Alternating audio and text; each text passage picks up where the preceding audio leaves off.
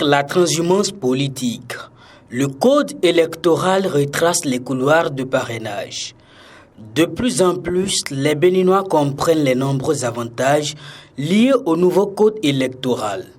Loin de marquer un recul comme le prétendent certains, ce code promeut, entre autres, des pratiques vertueuses au sein des partis politiques. Au Bénin, les lignes bougent et cela se fait remarquer dans tous les domaines de la vie. Que ce soit au plan économique, culturel, sportif, touristique, etc. Tout bouge. Le secteur politique, plus délicat et très sensible, n'échappe pas à ce vent de réforme.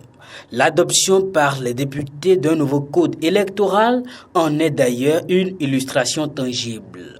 Effectivement, la proposition de la loi 2024-13 modifiant et complétant la loi 2019-43 du 15 novembre 2019 porte un code électoral en République du Bénin inspiré par le député Akena Tondé est validé dans la nuit du mardi 5 mars 2024.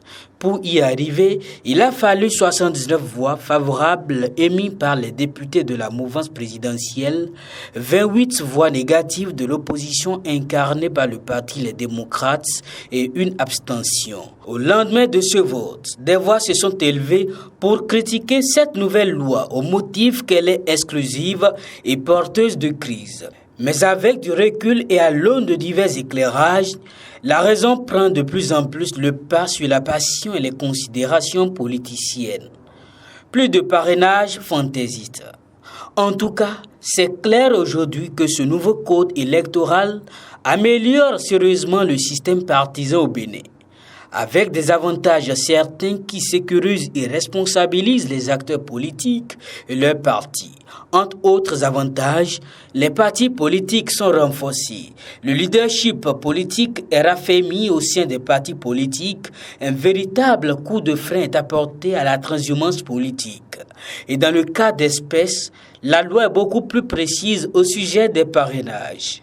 Désormais, et même en cas de désaccord, il n'est plus possible pour un député ou un maire de parrainer un autre candidat en dehors de son parti politique, sauf en cas d'accord de gouvernance établi préalablement entre les partis.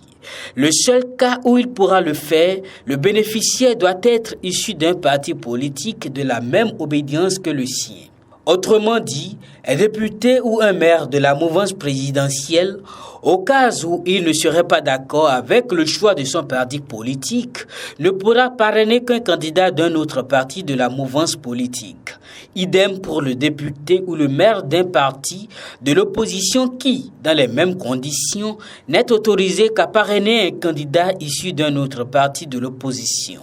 Mieux, un député qui démissionne de son parti avant la fin de la mandature en cours perd son siège au profit de son suppléant. La finalité étant donc de mettre un terme au vagabondage politique en vogue dans notre pays. Une telle loi devrait mériter le soutien de tous les acteurs politiques, quelle que soit leur obédience politique. A signé cette analyse, Wilfried Kent.